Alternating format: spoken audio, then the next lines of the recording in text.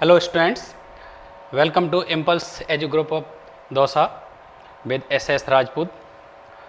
बच्चों, अब तक अपन लोगों ने स्टडी की थी केमिकल काइनेटिक्स में रेट ऑफ रिएक्शन,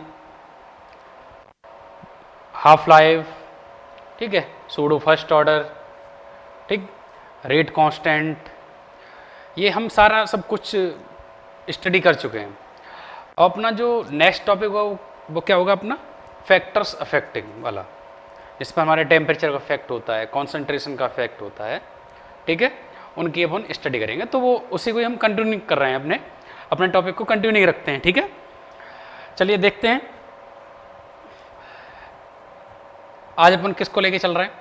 बेटा, आज अपने पास में factors affecting rate of chemical reaction, मतलब जो केमिकल रिएक्शन की जो रेट है उसको कौन कौन है जो अफेक्ट कर सकता है, ठीक है। बहुत सारे पॉइंट्स मैंने आपको थ्योरेटिकली बताए भी थे। जैसे सिंपली हम देखते हैं तो कौन कर सकता है? कॉन्सेंट्रेशन है, मीन्स प्रेशर ऑफ रिएक्टेंट, जिसमें हम बोलते हैं। रिएक्टेंट का नेचर भी है, ये भी मैं आपको डिस्कस कर चुका था, ठीक है। टेम्परेचर भी इफेक्ट डालता है, ये हम आगे डिस्कस करेंगे। लाइट भी इफेक्ट डालती है, आपने देखा होगा ना, बहुत सारी रिएक्शन है जो लाइट में होती हैं और विदाउट लाइट की प्रेजेंस में नहीं होती। एक सबसे मेन इंपॉर्टेंट रिएक्शन है, आपको पता है कि फोटोसिंथेसिस है, सनलाइट में होती है, बट नाइट में तो नहीं होती है ना, ठीक है। और बायो वाले तो और ज़्यादा ही जानते होंगे। एक कैटलिस्ट का भी इफेक्ट हम देखते हैं कि कैटलिस्ट भी होता है बेटा। तो हमें यही स्टेप बाय सारे के सारे इफेक्ट देखने हैं, ठीक है। लेकिन इन इफेक्ट से देखने के लिए हमें सबसे मेन इंपॉर्टेंट बात ये होती है कि भाई हमारी कोई रिएक्शन हो रही है तो कब होगी रिएक्शन कब होगी? देखो, एक सिंपल सा है बेटा, सिंपल सा ये है कि आपने क्या किया बेटा, A प्लस बी रिएक्टेंट ले लिए और ये C प्लस डी प्रोडक्ट बन रहा है आपका। मेन इंपॉर्टेंट बात क्या है कि जब तक ये आपस में एक दूसरे कॉलिजन नहीं करेंगे, आपस में टकराएंगे नहीं, कॉलिजन नहीं करेंगे। एक बात सोचो कि दो लोग हैं, उनमें लड़ाई हो रही है और एक को एक कोने में बिठा दो, एक को दूसरे कोने में बिठा दो, और उनकी जो प्रेजेंस है ना, जहाँ तक वो कुछ कर सकते हैं, अपना मतलब कहें कि इन्फ्लुएंस भी दिखा सकते हैं, उस इन्फ्लुएंस को भी ख़त्म करना है। मीन्स आपने देखा है, लोग अगर अलग अलग बैठ जाए लेकिन फिर भी वो अपने एक्टिविटी ऐसे करेंगे कि सामने वाला चिढ़ ही जाएगा। तो हमें क्या करना है, उसका इन्फ्लुएंस भी ख़त्म करना है, ठीक है। तो अगर उन दोनों इंसानों को हम आंखों में पट्टी बांध करके बेटा और अलग अलग कोने में बिठा दिया जाए सेपरेटली, उनको ये पता नहीं हो कि वो पास पास ही हैं दूर दूर, ठीक है। उनको ये बोला जाए कि तुम्हें अलग अलग कमरे में बिठालते हैं, तो क्या उनमें टक्कर होगी? क्या वो कोलाइड करेंगे एक दूसरे से? कॉलिजन करेंगे? नहीं करेंगे। और जब कॉलिजन नहीं करेंगे तो कोई रिएक्शन नहीं होगी, ना कोई लड़ाई होगी, ना कोई झगड़ा होगा। तो वैसे ही बेटा हमारे यहाँ पर भी है, इसमें केमिस्ट्री में भी, अपना केमिस्ट्री में फिजिकल केमिस्ट्री के अकॉर्डिंग ये है कि ये बोला जाता है कि बेटा कि जब तक रिएक्टेंट के पार्टिकल्स आपस में कोलॉइड नहीं करेंगे, और जब तक वो कोलॉइड नहीं करेंगे तब तक कोई भी रिएक्शन पॉसिबल नहीं है। बात समझ में आ रही है? थ्योरेटिकल है ये पॉइंट पूरा का पूरा, ठीक है। थोड़ा सा आएगा टेम्परेचर के इफेक्ट में, जब आप देखोगे तो उसके लिए हम आरएनएस वाले में जाएंगे, वो एक अलग चीज़ है। बाकी का टोटल थ्योरेटिकल चलने वाला है आज, ठीक। तो बेटा जब ये टक्कर ही नहीं होगी तो रिएक्शन होगी नहीं। तो इंपॉर्टेंट क्या है कि मॉलिक्यूल को आपस में टक्कर करनी चाहिए। भाई टक्कर होना बहुत जरूरी है रिएक्शन होने के लिए, ठीक है ना। दूसरा ये कि भाई क्या टक्कर के लिए कुछ एनर्जी की रिक्वायरमेंट है? बेटा बिल्कुल है एनर्जी की रिक्वायरमेंट।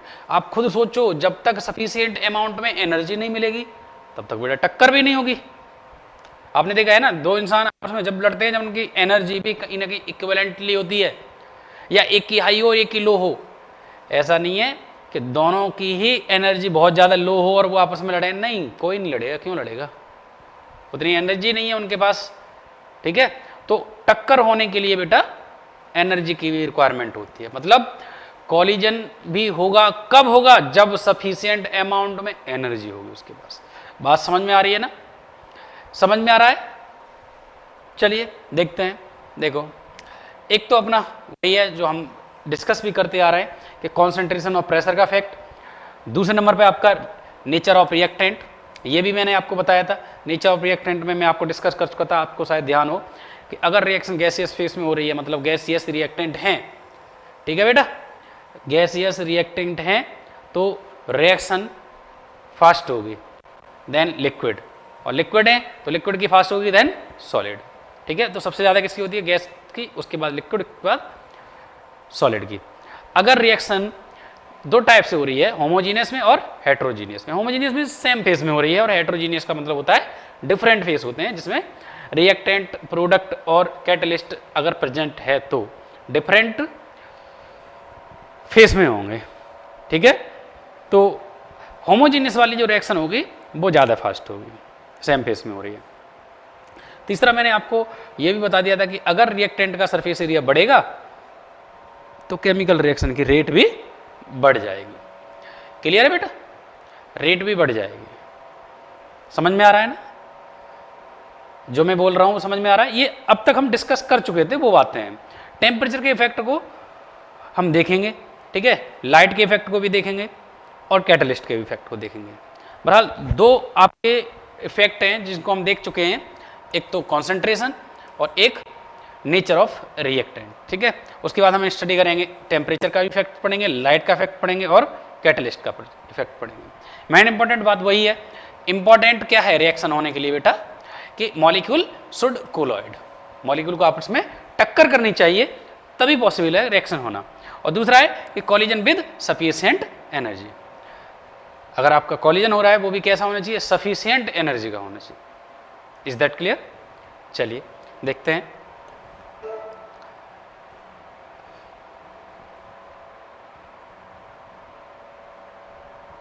हाँ देखो, इसके बाद क्या है अपना?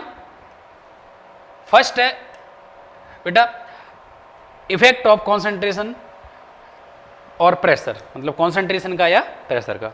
तो बेटा मैंने पहले ही आपको बताया है कि किसके अकॉर्डिंग है? लॉ ऑफ मास एक्शन के अकॉर्डिंग ये बोला गया है कि कोई भी अगर रिएक्शन हो रही है तो उस रिएक्शन की जो रेट होगी वो डायरेक्टली प्रोपोर्शनल टू होगी कॉन्सेंट्रेशन ऑफ रिएक्टेंट की।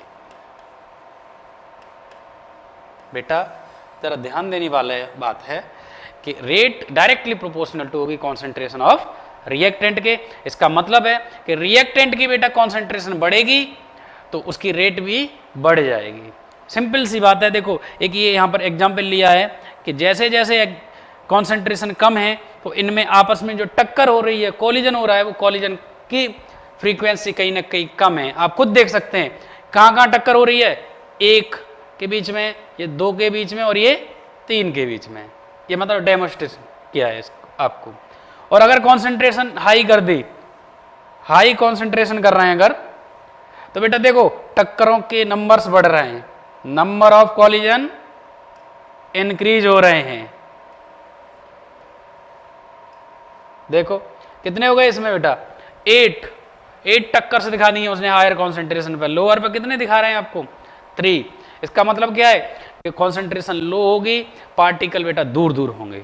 लो कॉन्सेंट्रेशन का मतलब क्या होता है कि सबस्टेंस का मास कम डिजोल्व है, और सबस्टेंस का मास कम डिजोल्व है इसका मतलब है मोल कम डिजोल्व है उसके, और मोल्स, नंबर ऑफ मोल्स कम है बेटा। तो इसका मतलब क्या हो गया कि उस सॉल्यूशन या उस सबस्टेंस के अंदर नंबर ऑफ पार्टिकल भी कम है। Got it?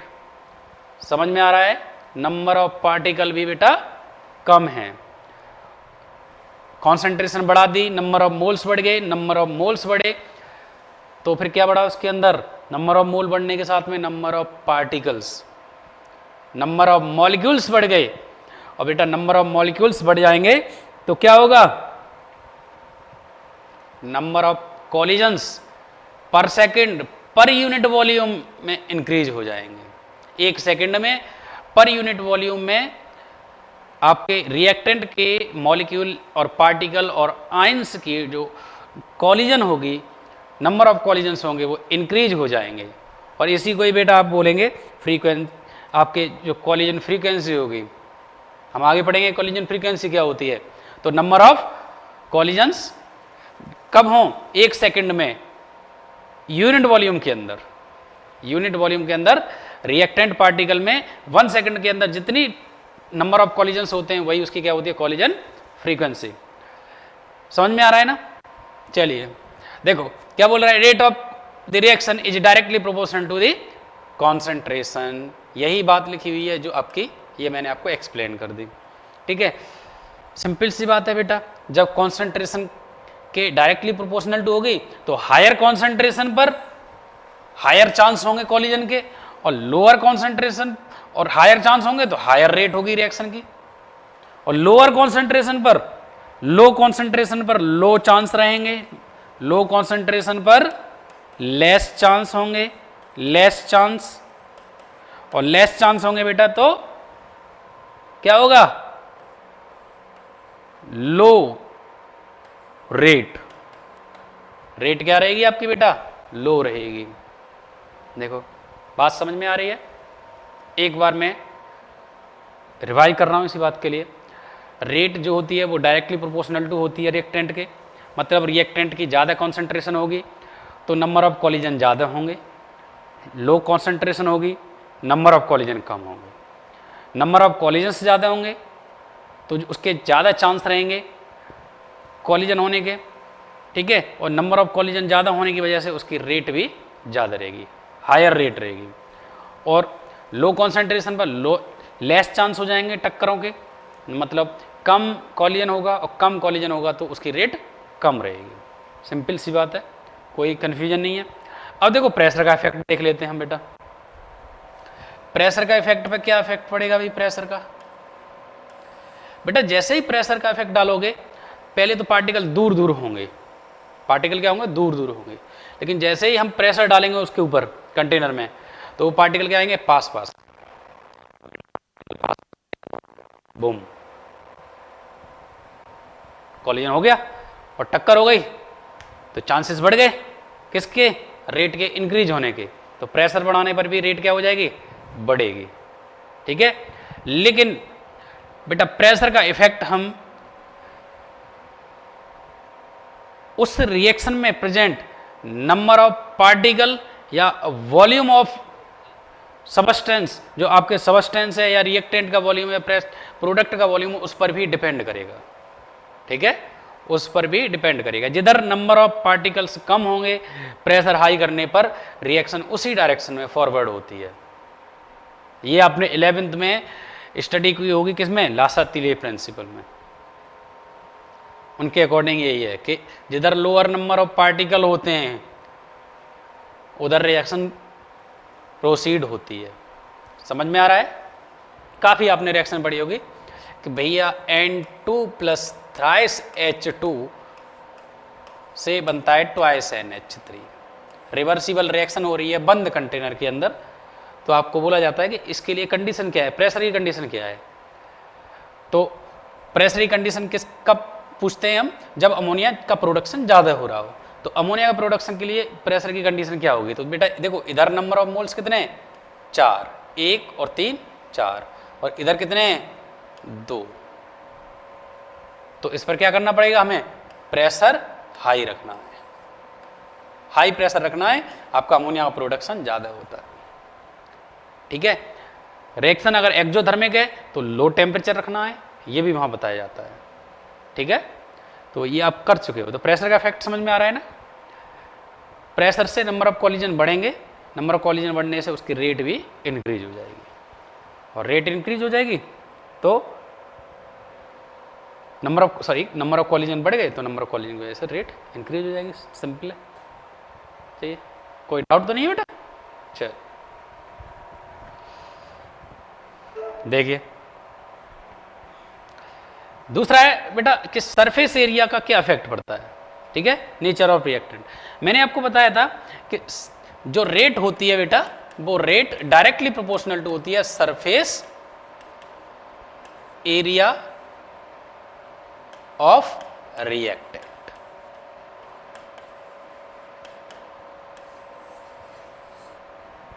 Surface area of reactant. जो रेट होती है वो डायरेक्टली प्रोपोर्शनल टू किसकी होती है, सरफेस एरिया ऑफ रिएक्टेंट के।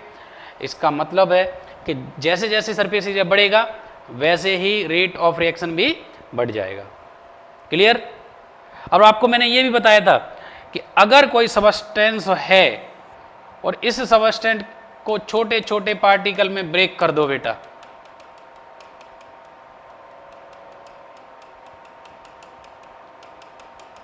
छोटे छोटे पार्टिकल में ब्रेक कर रहा हूं, तो इसका जो एरिया होगा और इसका जो एरिया होगा, मानो इसका एरिया A1 है और इसका एरिया A2 है, तो फिर always A2 greater than A1। देखो आपको शो किया है, इसका जो एरिया रहेगा इसके एरिया से कम होगा। मतलब अगर मैं बात करूं एरिया के टर्म में, तो जो पाउडर फॉर्म में होगा उसका एरिया ज़्यादा होगा, क्योंकि इसके अंदर छोटे छोटे पार्टिकल होंगे बेटा, और छोटे छोटे पार्टिकल में ब्रेक होने के बाद सरफेस एरिया इंक्रीज हो जाता है। तो आपने देखा होगा कि हम बहुत सारे रिएक्शन में है ना पाउडर की फॉर्म में लेते हैं। ऐसा नहीं है कि मतलब सॉलिड ले रहे हैं पूरा, कि आपने क्या किया, आपको रिएक्शन करवानी है तो एक आयरन की प्रेजेंस लगा रहे हैं तो आयरन का एक वो ले आओ, उससे क्या कहते हैं, एक पीस ले आओ, बड़ा सा प्लेट ले आओ मार्केट से। ऐसा तो नहीं करते हैं ना। कॉपर से रिएक्शन करानी होती है लैब के अंदर, तो आपने देखा कि हम कॉपर की एक छिलन आती है, ठीक है, उसको यूज करते हैं। जिंक अगर यूज करने हैं तो जिंक डस्ट के नाम से आती है। ऐसा नहीं है कि जिंक की पूरी एक प्लेट ले आओ, जिंक की प्लेट पर रिएक्शन कराओ, नहीं, ऐसे नहीं होता है। ठीक है बेटा।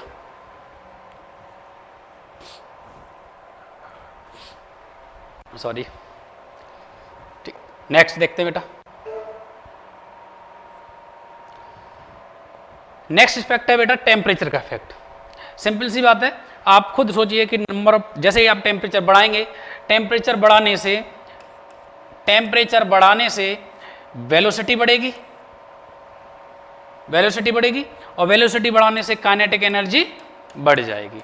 और बेटा काइनेटिक एनर्जी बढ़ी मतलब पार्टिकल की एनर्जी आपस में बढ़ी, तो वो वायलेंटली कोलॉइड करेंगे एक दूसरे से, वायलेंटली कोलॉइड करेंगे एक दूसरे से। आपने देखा है अभी तो कोविड का सीजन है अपने। कोविड से पहले अगर हम 2 साल पहले की बात करें, जनरली 1.5 साल पहले की बात कर लेते हैं, तो आप रेलवे स्टेशन में गए होंगे और जो लोकल ट्रेन आती हैं उससे पहले जो लोग होते हैं आपस में कॉलिजन तो हो रहा होता है, एक दूसरे से इधर से उधर निकलते हैं, वो सब रैंडमली मूव कर रहे हैं, ऐसे गैसेस पार्टिकल मूव करते हैं बेटा, ठीक है, सब रैंडमली निकलते हैं। कभी कभी आपने देखा होगा एक दूसरे टकरा भी जाते हैं, दैट यही कोलॉइड हो गया, टक्कर भी हो गई उनकी। लेकिन अगर मानो लोकल ट्रेन आ जाए उसी टाइम पर और उसमें भी भीड़ हो और ऊपर से आपकी ऐसा चल रहा हो कि पूर्णिमा गंगा जी नहाने जा रहे हैं, कहीं दर्शन करने जा रहे हैं, फिर तो भाई गॉड ही, आपको पता है कि नंबर ऑफ कॉलिजन कितने इंक्रीज हो जाते हैं वहाँ पर, आपस में एक दूसरे में इतने टकराते हैं, बहुत ज़्यादा है। या कहीं पर आपने देखा हो कि भगदड़ मच जाए तब नंबर ऑफ कोलॉइड्स बढ़ जाते हैं। भगदड़ मचने से क्या है, उसकी काइनेटिक एनर्जी बढ़ गई। काइनेटिक एनर्जी कब बढ़ी, उनकी वेलोसिटी बढ़ गई, ठीक है। तो ऐसे हमारे यहाँ पार्टिकल में हो रहा है बेटा कि टेम्परेचर बढ़ाया, वेलोसिटी बढ़ी, काइनेटिक एनर्जी बढ़ी, और काइनेटिक एनर्जी बढ़ गई तो जो टक्कर होगी वो बहुत ही तेज होगी, वायलेंट तरीके से होगी, ठीक है। तो हम बोल सकते हैं कि टेम्परेचर के इंक्रीज करने से रेट ऑफ रिएक्शन इंक्रीज हो जाता है, और उसका रीजन भी मैंने बता दिया कि टेम्परेचर बढ़ाएंगे वेलोसिटी बढ़ेगी, और वेलोसिटी बढ़ाएंगे तो काइनेटिक एनर्जी बेटा बढ़ेगी, और काइनेटिक एनर्जी बढ़ी तो टक्कर बढ़ेंगी, और जितने कॉलिजन सक्सेसफुल होंगे उसी हिसाब से आपकी रेट बढ़ जाएगी।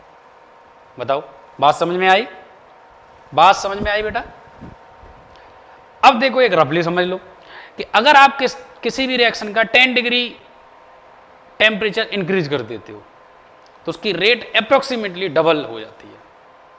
मतलब मानो कोई भी रिएक्शन है A to B, इसकी टेम्परेचर है इस टाइम पर 25 डिग्री सेल्सियस, पर इसकी रेट R1 है, तो आपसे पूछा जाए 35 डिग्री सेल्सियस पर इसी रिएक्शन की रेट क्या होगी, R2।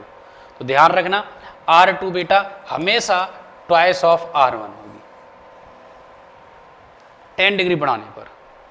अब आपसे पूछा जाए कि 40 ये 25 35 अब 45 डिग्री सेल्सियस पे इसी की रेट क्या हो जाएगी, अब ये R3 है, तो अब पहले वाले से कंपैरिजन करवाए तो पहले वाले से क्या होगा, तो बेटा देखो R3 R2 का 35 से 45 10 डिग्री का डिफरेंस हो रहा है, और 10 डिग्री का बेटा इसमें दोनों में डिफरेंस हो रहा है, तो ये क्या होगा, इसका डबल होगा, मतलब R3 क्या होगा 2R2, और R2 की वैल्यू कितनी है 2R1, तो R3 कितना हो जाएगा 4R1, 4R1 हो जाएगा, ठीक है, मतलब क्या हो गया, वो 4 गुना हो गया, कितना बढ़ गया 4 गुना। इज दैट क्लियर, क्लियर है ना। चलिए देखो एक बात देख लेते हैं, increase in temperature increase the rate of reaction, simple है, ज़्यादा काइनेटिक एनर्जी ज़्यादा वायलेंट कोलिजन, इसके बाद more collisions are successful at high temperature than at low temperature. इन्होंने ये भी दे दिया कि रिएक्शन रेट ऑलमोस्ट डबल हो जाती है for every 10 degree Celsius rise in temperature. तो बेटा यहां से टेम्परेचर कोफिशिएंट निकालेंगे तो क्या हो जाएगा, rate at T plus 10 degree Celsius, ठीक है, मतलब रेट कांस्टेंट निकालेंगे कब, T प्लस 10 डिग्री पर, और रेट कांस्टेंट निकालो T डिग्री सेल्सियस पर, तो आपको ये क्या मिल जाएगा, टेम्परेचर कोफिशिएंट। देखो बेटा क्लियर है, देखो जैसे ही हम आग जला रहे हैं यहाँ पर दिखाई भी गया आपको कि कितना वायलेंट तरीके से ये मूव करना स्टार्ट हो गया। देखो ये दिखाया जा रहा है कि ये पार्टिकल यहाँ से यहाँ तक बहुत तेज़ी से मूव हो गया, ये मॉलिक्यूल काफ़ी तेज़ी से मूव हो गया, ये यहाँ से यहाँ तक मूवमेंट दिखा रहे हैं, मॉलिक्यूल पार्टिकल या आयंस जो भी हैं उनकी सबकी क्या दिखा रहे हैं, मूवमेंट दिखा रहे हैं। क्लियर हो रही है ना, कोई डाउट तो नहीं, सिंपल है, ठीक है, ओके, स्क्रीनशॉट ले लीजिए एक बार। चलिए नेक्स्ट देखते हैं, न्यूमेरिकल है, at higher concentrations of reactant the reaction goes, क्या बोल रहा है कि रिएक्टेंट की कॉन्सेंट्रेशन बेटा बढ़ा दी तो उस रिएक्शन पर क्या इफेक्ट पड़ेगा, रिएक्शन गोज। अब बताओ स्लो चलेगी कि फास्ट चलेगी कि कोई डिफरेंस नहीं होगा कि ऑल ऑफ दीज, बेटा अभी बताया था कि कॉन्सेंट्रेशन बढ़ी तो दुर्घटना घटी, ठीक है, मतलब आपस में नंबर ऑफ कॉलिजन बढ़े, और नंबर ऑफ कॉलिजन बढ़े तो रेट ऑफ रिएक्शन इंक्रीज हो गई, ठीक है, तो जब रेट इंक्रीज हो जाएगी तो रिएक्शन भी क्या हो जाएगी, फास्ट हो जाएगी। क्लियर है बेटा, चलिए नेक्स्ट देखते हैं, दूसरा दे रहा है, concentration of reactants has no effect on rate of reaction. बेटा बोल रहा है concentration of reactant rate of reaction पर कोई इफेक्ट नहीं रखता है, बात सही है कि गलत है, गलत है, अभी तो आपने पढ़ा है, अभी तो जस्ट आपने पढ़ा कि भैया इफेक्ट होता है, इफेक्ट पड़ता है, ठीक है ना, क्लियर हो गया, देख लीजिए एक बार। चलिए नेक्स्ट चलते हैं, नेक्स्ट है बेटा टेम्परेचर अफेक्ट्स रेट। भाई टेम्परेचर रेट को क्यों अफेक्ट कर रहा है, रिएक्शन चेंज हो जाती है कि मॉलिक्यूल्स को एनर्जी ज़्यादा मिल जाती है कि एनर्जी डिक्रीज हो जाती है। बेटा एनर्जी तो डिक्रीज होगी नहीं और रिएक्शन चेंज होगी नहीं, मॉलिक्यूल को एनर्जी मिल रही थी, ध्यान है आपको, मॉलिक्यूल को एनर्जी मिल रही थी, सही है बेटा। चलिए नेक्स्ट देखते हैं, नेक्स्ट क्या बोल रहा है कि rate of reaction is directly proportional to, बेटा rate of reaction directly proportional to, किसके प्रोपोर्शनल होता है rate of reaction, amount of reaction के, रिएक्टेंट के टेम्परेचर के, साइज ऑफ वेसल, या फिर ऑल ऑफ दीज, टेम्परेचर, अभी जस्ट पढ़ा है आपने टेम्परेचर के। ऐसी बात नहीं है कि अमाउंट ऑफ रिएक्टेंट के प्रोपोर्शनल टू नहीं होगा, डिपेंड करेगा, ठीक है, लेकिन आपको शायद ध्यान हो जीरो ऑर्डर रिएक्शन में रेट कॉन्सेंट्रेशन पर डिपेंड नहीं करता है बेटा, ठीक है, तो हम यहाँ पर वो ऑप्शन देखते हैं जो ज़्यादा बेस्ट होता है, ठीक है, सही तो होता ही है, लेकिन सही में भी हमें ये चूज करना पड़ता है कौन सा मोर करेक्ट है। क्लियर? चलिए, क्या हो रहा है, चलिए नेक्स्ट देखिए बेटा। नेक्स्ट क्वेश्चन क्या है, on increasing temperature the kinetic energy of reactant. बेटा देखो कितना सिंपल सा इसने दिया है कि आपने क्या किया, टेम्परेचर को बेटा बढ़ा दिया, उस टाइम पर काइनेटिक एनर्जी क्या हो गई, ऑटोमेटिकली बढ़ जाएगी। इसमें तो कुछ बताने की जरूरत ही नहीं है, ऑटोमेटिकली बढ़ गई। ठीक है, नेक्स्ट क्या है, बहुत सिंपल सा है, जो अभी थियोरेटिकल बता रहे थे वो उस पर ही दे दिया कि भैया बोल रहा है 10 डिग्री सेल्सियस को टेम्परेचर को इंक्रीज किया है तो रेट ऑफ रिएक्शन क्या हो जाएगी, डबल हो जाएगी। देखो नेक्स्ट है बेटा आर्हेनियस इक्वेशन, जो टेम्परेचर के इफेक्ट को एक्सप्लेन करता है। Arrhenius equation means temperature effect को एक्सप्लेन करेगा। चलिए इसको देखते हैं हम। सिंपल सा, इसमें वही आपको बोला गया होगा कि temperature dependence of rate of chemical reaction can be explained on the basis of Arrhenius equation. Arrhenius equation पर ही हम इसको एक्सप्लेन करेंगे कि टेम्परेचर का डिपेंडेंस कैसा होगा। क्लियर है बेटा? चलिए आर्हेनियस इक्वेशन देखिए, ये आपके आर्हेनियस साहब है जिन्होंने दिया। बेटा आर्हेनियस इक्वेशन क्या होती है, K इक्वल टू ए ई की power minus E A upon are T. K equal to A ई की power minus E A upon are T, where K is rate constant, E A activation energy होती है, ठीक है, R gas constant होता है, capital T होता है absolute temperature या फिर टेम्परेचर इन केल्विन, और A होता है बेटा आर्हेनियस फैक्टर, या इसको हम फ्रीक्वेंसी फैक्टर भी बोलते हैं, या इसको प्री एक्सपोनेंशियल फैक्टर भी बोलते हैं। प्री एक्सपोनेंशियल फैक्टर का मतलब समझ रहे होगे कि इसमें बेटा ये एक्सपोनेंशियल फंक्शन है और इससे पहले जो फैक्टर यूज हो रहा है, इस वजह से इसका नाम हम यूज कर लेते हैं कि प्री एक्सपोनेंशियल फैक्टर है। वैसे जनरली इसका नाम यूज होगा फ्रीक्वेंसी फैक्टर या फिर Arrhenius factor. Is that clear? देखो इसका डेरिवेशन करके देख लेते हैं एक बार। सिंपल है डेरिवेशन, अपने को क्या करना है, लॉग लेना होता है बस। देखो K इक्वल टू क्या है, ए ई की पावर माइनस ई ए अपॉन आर टी। हमने क्या किया, लॉग ले लिया। लॉग लेंगे तो बेटा नेचुरल लॉग लेंगे, ध्यान रखना ये जो लॉग लेने की बात हो रही है वो कैसा बात हो रही है, नेचुरल लॉग। सही है बेटा, नेचुरल लॉग का मतलब होता है लॉग ई, और सिंपल लॉग का मतलब होता है, ये तो होता है नेचुरल लॉग, नेचुरल लॉग, या दूसरा नाम है इसका नेपियर लॉग, और लॉग बेस 10 इसको बोलते हैं बेटा simple log.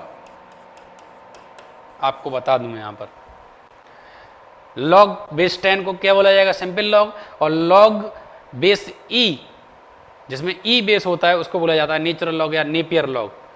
Is that clear? दोनों साइड में बेटा लॉग लोगे तो देखो यहां पर मैं अगर इस इक्वेशन में लॉग लूंगा तो ये हो जाएगा log K equal to log a और ई की पावर माइनस ई ए अपॉन आर टी।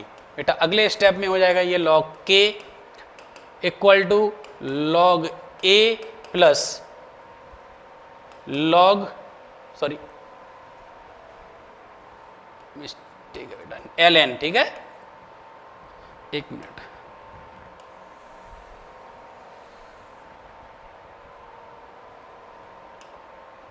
हाँ एल एन लेंगे, एल एन के equal to l N a ई की power minus E A upon are t बेटा, और अगले स्टेप में हो जाएगा एल एन के इक्वल टू ये हो गया L N A plus L N E की पावर माइनस ई ए अपॉन आर टी, और यही वाला स्टेप आपको डायरेक्ट दिया गया है यहाँ पर। देखो एल एन के equal to l N A plus e की power minus E A upon are t है बेटा, ये यहाँ से करके ऐसे करे करो, एल एन ई की पावर माइनस ई ए अपॉन आर टी।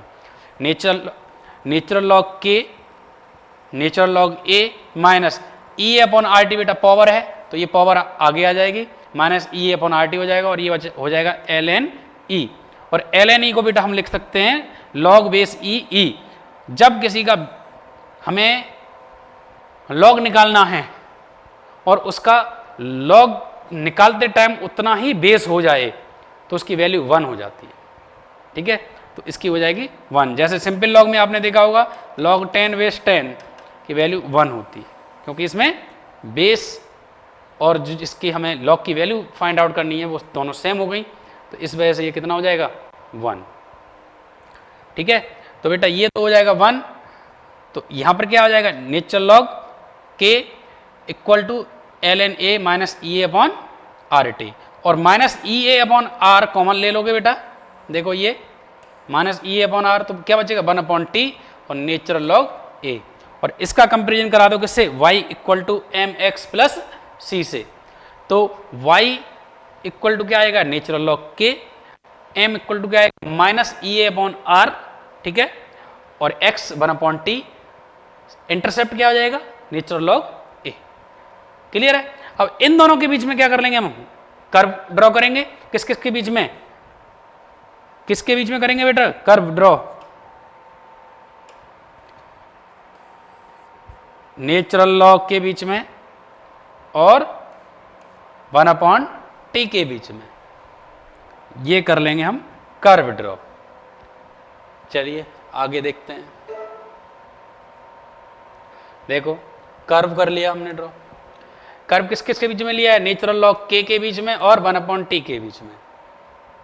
ठीक है, स्लोप क्या था, स्लोप क्या है minus E A upon R, minus E A upon are, तो डाउनवर्ड में आएगा।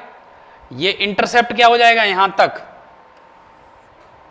नेचुरल लॉग ए, मतलब ये वैल्यू किसकी हो गई नेचुरल लॉग ए की।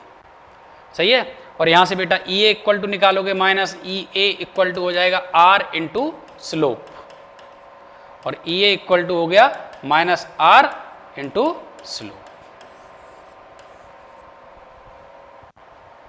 Is that clear. चलिए एक बार स्क्रीनशॉट ले लीजिए इनके।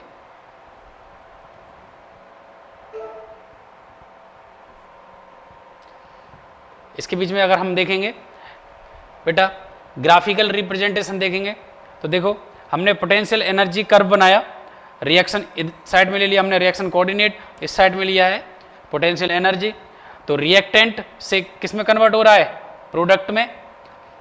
रिएक्टेंट से जब प्रोडक्ट में जाता है बेटा, तो ये देखो ये जो है इतना, इसको बोलते हैं ट्रांजिशन स्टेट।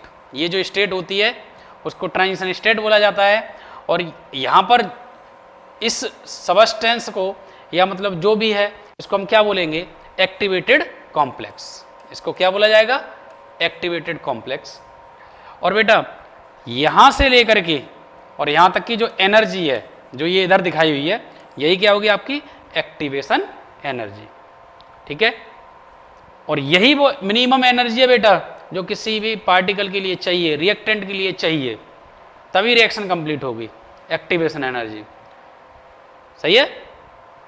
इसी में हम क्या करेंगे, जब टेम्परेचर को बढ़ाते हैं तो देखो यहां से अभी अगर 10 पार्टिकल जा रहे हैं ऊपर और इस साइड में आ रहे हैं प्रोडक्ट बन करे, अगर हम टेम्परेचर बढ़ाएंगे तो ये 10 की जगह कितने जाएंगे, बढ़ के ही जाएंगे ना, 10 की जगह 20 हो जाएं या 15 हो जाएं या 12 हो जाएं। समझ में आ रहा है बेटा। ये नंबर ऑफ पार्टिकल बढ़ जाएंगे तो प्रोडक्ट की रेट भी बढ़ जाएगी, प्रोडक्ट की रेट भी बढ़ जाएगी। कैटलिस्ट में क्या होता है, कैटलिस्ट क्या कर देता है, इस ब्रेकर को, जो ये ब्रेकर है ऐसे करके बेटा ये ब्रेकर है इस टाइप से, इस ब्रेकर को ही कम कर देता है, मींस एक्टिवेशन एनर्जी को कम करता है। कैटलिस्ट क्या करेगा, एक्टिवेशन एनर्जी को कम करेगा, खुद में तो चेंज करेगा ही नहीं वो। ठीक है, जैसे देखा है ना आपने कि कहीं लड़ाई हो रही हो तो एक पर्सन ऐसा होता है कि वो क्या कर देता है कि कैटलिस्ट की तरह वर्क करता है, कहते हैं ना घी में आग डालने वाला, वो कानाफूसी कर दी, लड़ाई करवा दी, उसको कोई मतलब नहीं है। लड़ाई हुई उससे पहले भी वो जैसा था वैसा ही है, और लड़ाई हुई उसके बाद भी जैसा है वैसा ही है, उस पर कोई इफेक्ट नहीं पड़ रहा बेटा। ठीक है ना, तो कैटलिस्ट कुछ ऐसी टाइप का है। और आपने देखा है ना कि बहुत सारे ऐसे लोग होते हैं कि जो लड़ाई को करा देते हैं, बहुत सारे लोग ऐसे होते हैं कि लड़ाई को रोक देते हैं। ठीक है, तो ऐसे ही हमारे कैटलिस्ट भी होते हैं कि कुछ ऐसे कैटलिस्ट होते हैं जो रेट को बढ़ा देते हैं, कुछ ऐसे होते हैं रेट को कम कर देते हैं। जो रेट को कम करते हैं उनको हम इनहिबिटर बोलते हैं। ठीक है, उनको क्या बोला जाता है? इनहिबिटर। सरफेस केमिस्ट्री में हम टोटल लेके चलेंगे इन चीज़ों को, आपको घबराने की कोई ज़रूरत नहीं है। ठीक है बेटा, क्लियर हो रहा है ये? चलिए नेक्स्ट। चलिए अब देखो ये क्या किया है कि रिलेशनशिप लिया है। कब लिया है? जब दो अलग अलग टेम्परेचर पर दो एक ही रिएक्शन हो। रिएक्शन कैसी है? सेम, फॉर सेम रिएक्शन, और टेम्परेचर आपके T1 और T2, T1 पर K1 और T2 पर K2। और जो आपने आर्हेनियस की इक्वेशन निकाल के लिखी थी, क्या लिखी थी आपने? Natural log K equal to natural log A minus E upon RT, natural log E, और E की वैल्यू कितनी हो गई थी? 1 बेटा। और नेचुरल लॉग को सिंपल लॉग में कन्वर्ट करने के लिए ये भी लिख लो, नेचुरल लॉग को सिंपल लॉग में कन्वर्ट करने के लिए आपको 2.303 से मल्टीप्लाई करना पड़ता है। तो देखो नेचुरल लॉग के से सिंपल लॉग में आए तो 2.303 से मल्टीप्लाई कर दिया। इस वाले स्टेप में भी हमने 2.303 से मल्टीप्लाई कर दिया। ये आपका 1 है तो 1 का मल्टीप्लाई यही रहेगा, तो माइनस E अपॉन RT हो गया। 2.303 से हमने कर दिया डिवाइड, तो ये क्या आ जाएगा? log K equal to log A minus E upon 2.303 RT। और यहाँ से हो जाएगा T1 टेम्परेचर पर log K1 equal to log A minus E upon 2.303 RT1। और T2 टेम्परेचर पर बेटा हो गया ये, T2 टेम्परेचर क्या हो गया? log K2 log A minus E upon 2.303 RT2। सही है बेटा? अगले स्टेप में क्या करेंगे हम? इसको मान लो बेटा इक्वेशन नंबर 1 और इसको मान लो इक्वेशन नंबर 2, और एक यहां लाइन ऐड करो कि इक्वेशन 2 माइनस इक्वेशन 1, दो में से हम एक को घटा देंगे। सही है बेटा? क्या करेंगे? Equation 2 minus equation 1। Is that clear? कोई कंफ्यूजन तो नहीं है बेटा? कंफ्यूजन तो नहीं है कोई? चलिए स्क्रीनशॉट ले लिए, फिर आगे देखते हैं। ठीक, देखिए हमने क्या किया? इक्वेशन 2 माइनस इक्वेशन 1, तो log K2 minus log K1 हो जाएगा और माइनस EA अपॉन 2.303 RT2। अब बेटा देखो यहां माइनस लगाते, लेकिन वो माइनस पहले से, ये तो माइनस माइनस क्या हो गया? ये प्लस हो गया, तो E अपॉन 2.303 RT। ठीक है, चलो मैं एक स्टेप को यहां पर कर देता हूं, किसी को कंफ्यूज ना हो।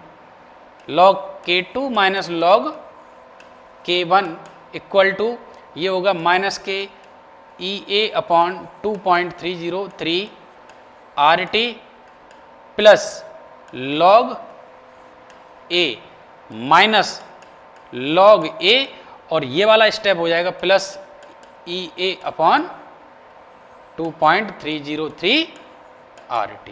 बेटा log A से log A कट हो जाएगा, और सॉरी ये है बेटा 2 और ये है 1, तो 2 वाला आ गया नेगेटिव बेटा और 1 वाला आ गया पॉजिटिव। क्लियर है?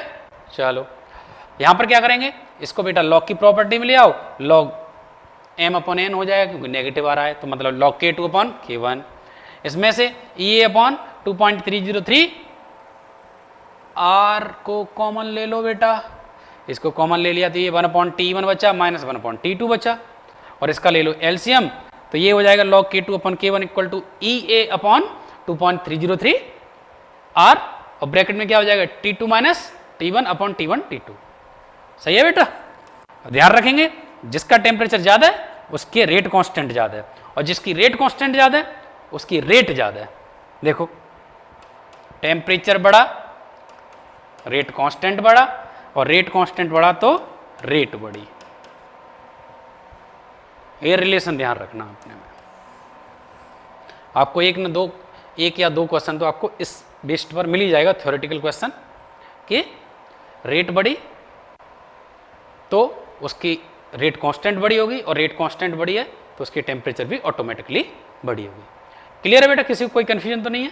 इस पर भी न्यूमेरिकल है बेटा, आपके RNES पर न्यूमेरिकल है और बोर्ड में पूछे भी जाते हैं, CBSE बोर्ड में भी पूछे जाते हैं और आपके JEE मेंस वगैरह में भी क्वेश्चन पूछे जाते हैं मैथमेटिकल टर्म पर आपको पता है कि JEE मेंस वालों का थोड़ा सा प्यार मोहब्बत कुछ ज़्यादा ही होता है मैथमेटिकल वालों से, तो इस वजह से मैं तो बोलता हूँ कि फिजिकल के नंबर पक्के होते हैं, ऑर्गेनिक के नंबर पक्के होते हैं, आपके इनऑर्गेनिक के भी नंबर पक्के होते हैं। इनऑर्गेनिक सिंपल होती है, थोड़ा सा सिंपल मीन्स ये है कि थोड़ा सा लर्न कर लो, काम चल जाता है। ये दोनों पेपर ऐसे हैं हमारे जो कि थोड़ा सा प्रैक्टिस मांगते हैं आपसे, कि आप जितनी प्रैक्टिस करोगे उतना ही बेटर है, ठीक है ना?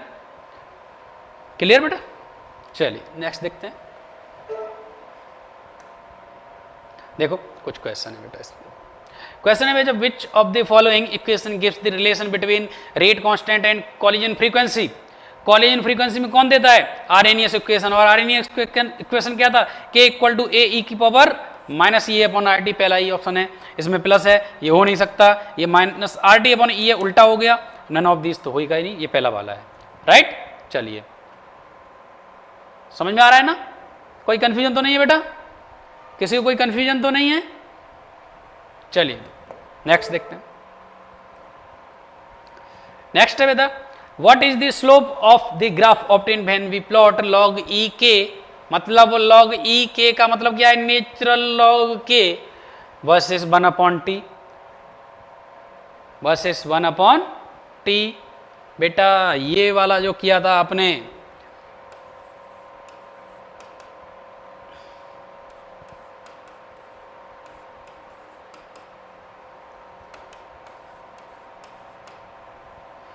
कैसा कर्व लिया था आपने?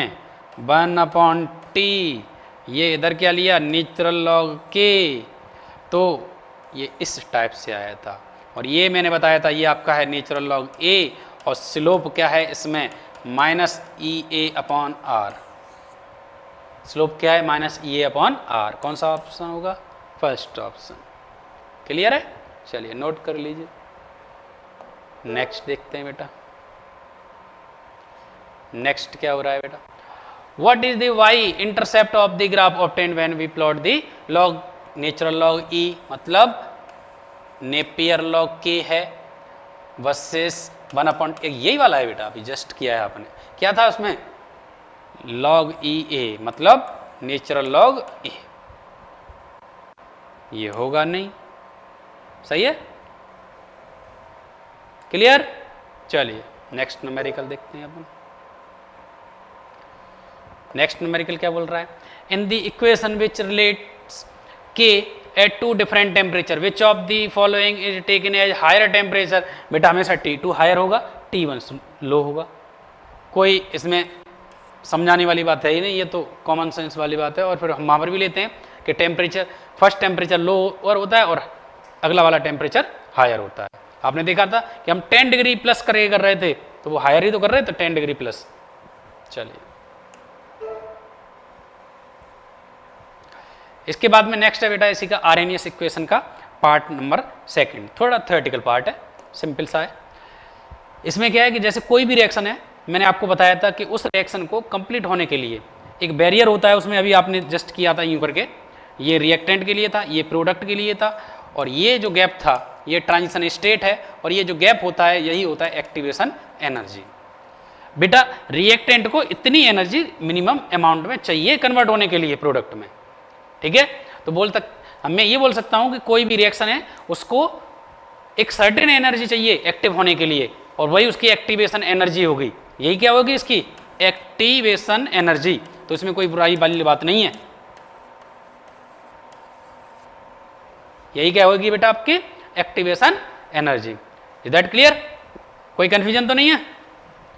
किसी को कोई कंफ्यूजन तो नहीं है बेटा?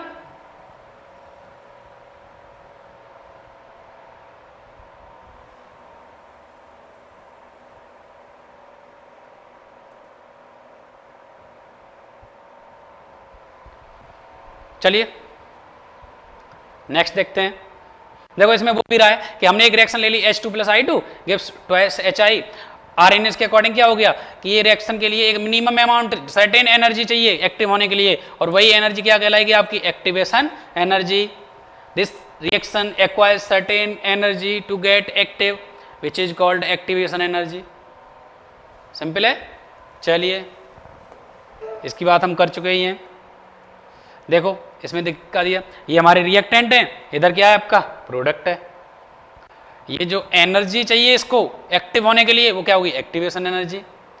बेटा जो रिएक्टेंट और प्रोडक्ट की बीच में जो एनर्जी गैप होता है इसको बोलते हैं हम रिएक्शन एंथैल्पी या एनर्जी ऑफ रिएक्शन पर मोल, ठीक है, जिसको हम डेल्टा एच से शो करते हैं। थर्मोडायनामिक्स में जो थर्मोकेमिस्ट्री का पार्ट पढ़ा होगा आपने, उसमें आपने देखा भी होगा इसको, ठीक है। कोई डाउट तो नहीं है। चलिए नेक्स्ट बात अब इंपॉर्टेंट आती है यहां से। बात यह है कि भाई क्या मतलब सारे के सारे मॉलिक्यूल की सेम काइनेटिक एनर्जी होती है। सेम काइनेटिक एनर्जी का मतलब है कि सारे के सारे मॉलिक्यूल सेम वेलोसिटी से मूव करते हैं रैंडमली। क्या सेम से करते? अगर ऐसा होता सेम से करते तो सेम वेलोसिटी होती तो सेम काइनेटिक एनर्जी होती, और सेम काइनेटिक एनर्जी होती बेटा तो फिर सेम नंबर ऑफ कॉलिजन्स हो जाते। मतलब टक्कर सभी रिएक्टेंट की बहुत फास्ट होती, और टक्कर फास्ट होती तो धड़ाधड़ प्रोडक्ट बन जाता आपका, फास्ट बहुत फास्ट प्रोडक्ट बन जाता। और प्रोडक्ट फास्ट बनने का मतलब है कि रेट बहुत हाई हो जाती, रिएक्शन तुरंत चुटकी में कंप्लीट हो जाती। लेकिन ऐसा होता है नहीं होता है ना। पहले क्या होता है बॉन्ड ब्रेक होते हैं, बॉन्ड फॉर्म होते हैं, फिर थोड़ा टाइम लगता है। इसका मतलब क्या है कि कुछ मॉलिक्यूल होंगे जिनकी वेलोसिटी डिफरेंट होगी और कुछ मॉलिक्यूल होंगे जिनकी वेलोसिटी उनसे डिफरेंट होगी। मींस कुछ की हायर होगी और कुछ की लोअर होगी। जब वेलोसिटी डिफरेंट हो जाएगी तो फिर उनकी काइनेटिक एनर्जी भी डिफरेंट होगी बेटा। और आपने स्टेट ऑफ मैटर 11th में जो चैप्टर आता है हमारा 5th चैप्टर थर्मोडायनामिक्स का है, ठीक है, स्टेट ऑफ मैटर, जिसमें गैसियस स्टेट के बारे में ज़्यादा डिस्कशन किया गया है, उसमें आपने देखा भी होगा कि मैक्सवेल ने गैसियस पार्टिकल के वेलोसिटी मींस गैसियस पार्टिकल के मॉलिक्यूल गैसियस पार्टिकल या गैसियस मॉलिक्यूल के बिहेवियर के बारे में एक्सप्लेन किया था, जिसमें हम आप पढ़ते हैं, हमारा आप क्या पढ़ते हैं बेटा कि root mean square velocity, most probable velocity. ध्यान आ गया? Very good. चलिए देखते हैं। यही कह रहा है कि क्या सारे के सारे मॉलिक्यूल जो रिएक्टिंग स्पेसीज होती हैं वो सेम काइनेटिक एनर्जी रखते हैं? कभी नहीं रख सकते। All molecules in the reacting species do not have the same kinetic energy. और बेटा उन जो मॉलिक्यूल का बिहेवियर है, लार्ज नंबर ऑफ मॉलिक्यूल का बिहेवियर किसने सजेस्ट किया था? बोल्ट्जमान और मैक्सवेल, जिसको हम पढ़ते हैं Maxwell distribution law gases particle का। ठीक है बेटा, चलो देखते हैं नेक्स्ट। डिटेल में तो नहीं गए लेकिन कोशिश की है मैंने आपको एक ट्रैक पर लाने की। ठीक है, कहीं ना कहीं मैं भी यही सोचता हूँ कि आपने 11th में कहीं थोड़ा बहुत तो पढ़ा ही होगा। ठीक है, तो बेटा ये है आपके, ये इनके दर्शन कर लो।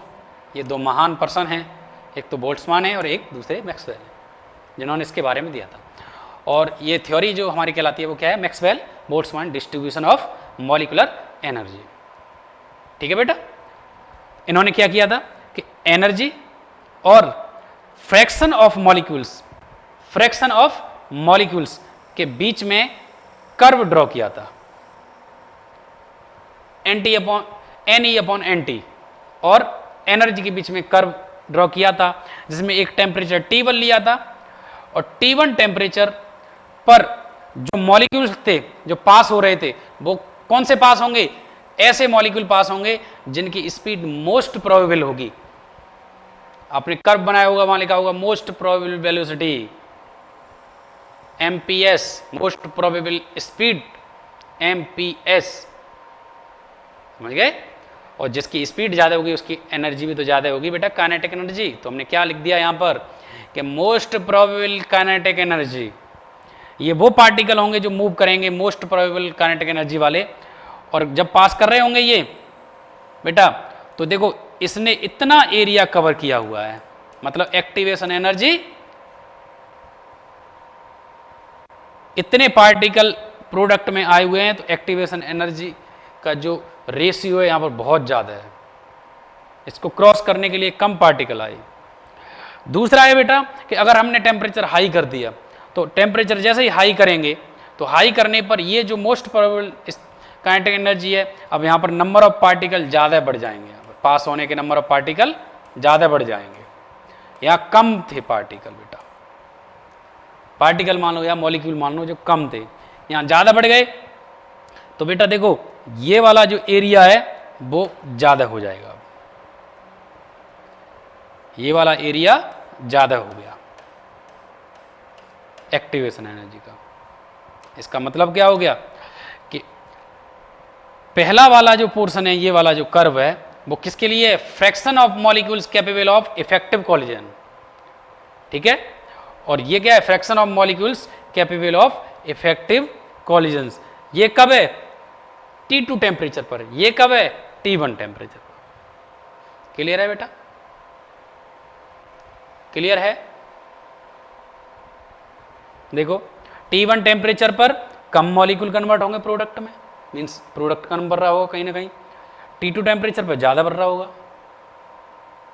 मतलब यहां पर बात यहां प्रोडक्ट की नहीं हो रही, यहां पर ये हो रही है कि कितने पार्टिकल इधर आ सकते हैं कन्वर्जन में, तो यहां पर ज़्यादा आएंगे। भाई ये क्या है? फ्रैक्शन ऑफ मॉलिक्यूल्स, उन मॉलिक्यूल्स का कितना पार्ट है जो कन्वर्ट हो रहा है, तो इसमें ज़्यादा होगा, इसमें कम होगा, क्योंकि ये बैरियर क्या है? ज़्यादा बैरियर है थोड़ा सा, ठीक है। क्लियर? चलिए नेक्स्ट है आपका factor affecting rate of chemical reaction का ही नेक्स्ट पार्ट है, इसी का ही, ज़्यादा बड़ा नहीं है ये, ठीक।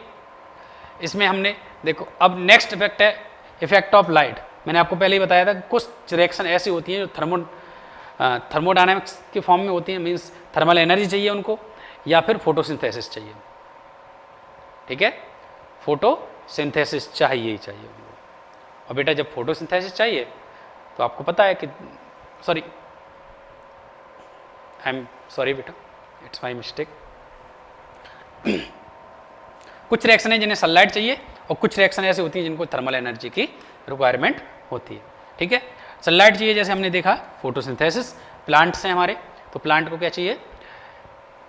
सनलाइट चाहिए, और जब सनलाइट मिलेगी तभी वो रिएक्ट करेंगे, ठीक है, तभी उनके अंदर रिएक्शन होगी, तभी उनमें ग्लूकोज बनेगा, ऑक्सीजन मिलेगी हमारे लिए, कार्बन डाइऑक्साइड ऑब्जर्व करेंगे वो खुद, ठीक है। तो ये क्या हो गया? लाइट का इफेक्ट हो गया। ऐसे ही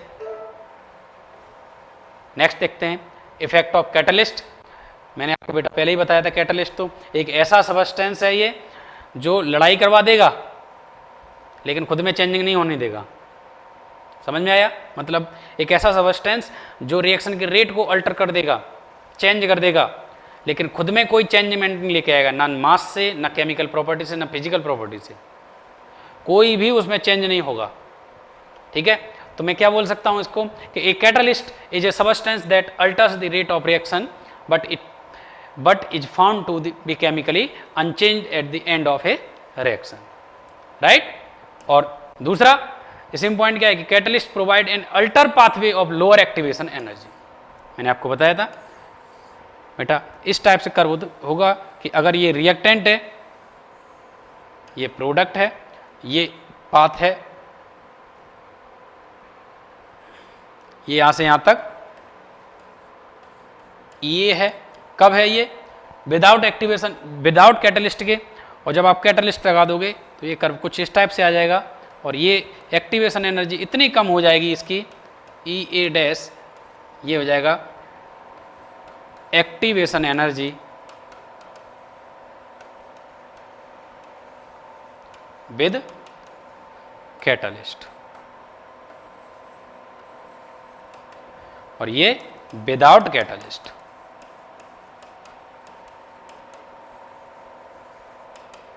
अब बेटा आप समझ ही गए होंगे कि विदाउट कैटलिस्ट मतलब बड़ा ब्रेकर है, नंबर ऑफ मॉलिक्यूल्स कम जाएंगे कन्वर्ट होकर के प्रोडक्ट में, और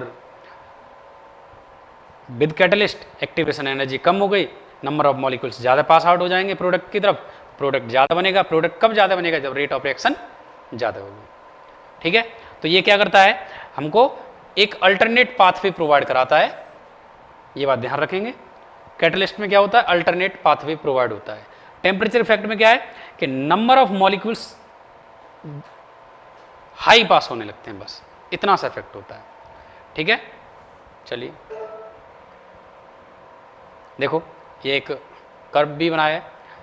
चलो मैं इसको आपको स्लाइड पर शो करने की कोशिश करता हूं, अगर स्लाइड पर शो हो जाता है तो।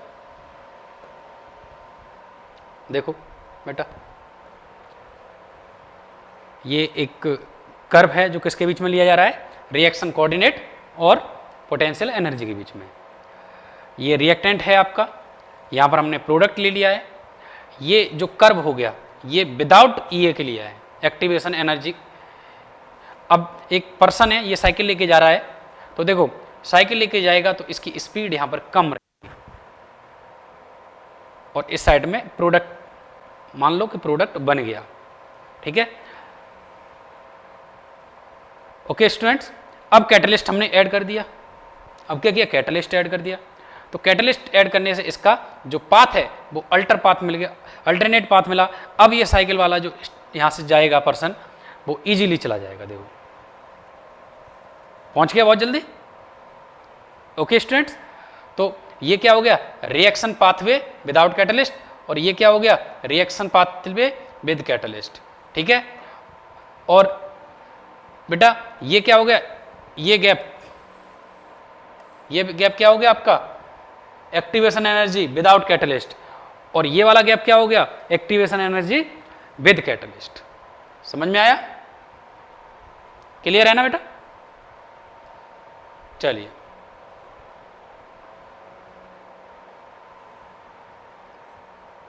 नेक्स्ट देखते हैं। ये न्यूमेरिकल है बेटा आपका, मतलब क्वेश्चन है कि a catalyst is a substance that lower, क्या कम कर देता है बेटा? ये पोटेंशियल एनर्जी, दूसरा एक्टिवेशन एनर्जी, काइनेटिक एनर्जी, कि नन ऑफ दीज? बताओ बेटा क्या कम करता है? Activation energy. वेरी गुड, अभी तो किया है, एक्टिवेशन एनर्जी कम कर दी, अल्टरनेट पाथ दे दिया हमको। चलिए दूसरा क्वेश्चन है हमारा, which of the following will provide an alternate path of lower activation energy? कौन देता है बेटा? Reactant, solvent, catalyst, intermediate? Simple सी बात है बेटा, अभी किया है हमने। कैटलिस्ट होता है जो आपको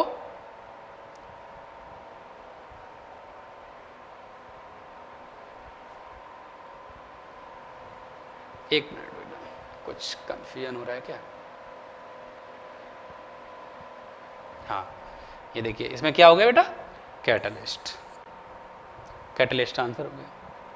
ठीक है, तो ये हो गया आपका आज का एक्टिवेशन एनर्जी, और हमने इसमें ये भी देख लिया कि इफेक्ट ऑफ सनलाइट क्या है बेटा। ठीक है, रेट को कैसे अल्टर कर रही है, टेम्परेचर का इफेक्ट क्या पड़ रहा है, कॉन्सेंट्रेशन का इफेक्ट हम पहले ही पढ़ चुके हैं। हमने रिएक्टेंट का भी इफेक्ट पढ़ लिया, मतलब रिएक्टेंट की कॉन्सेंट्रेशन का क्या इफेक्ट पड़ेगा, प्रेशर का क्या इफेक्ट पड़ेगा, सरफेस ये बढ़ाएंगे तो रेट पर क्या इफेक्ट पड़ेगा। तो अब थोड़ा सा और बचा है, बाकी का तो कवर हो ही गया आपका।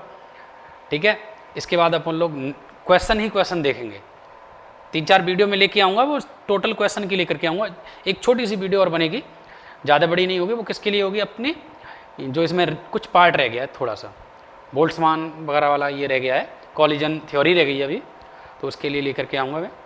ठीक है, और सिंपल सा है, टाइम ही नहीं पता चला बच्चों कि कहाँ अपना चैप्टर स्टार्ट हुआ और कहाँ ख़त्म हो गया थ्योरेटिकल फॉर्म में। तो ठीक है, आपका अगर कोई डाउट हो तो आप एक बार कमेंट बॉक्स में ज़रूर शेयर करना। ठीक है, सिंपल है, वैसे कहीं पर भी कोई दिक्कत तो नहीं होनी चाहिए। ठीक, चलिए स्टूडेंट्स, तो आज के लिए इतना ही। Thank you.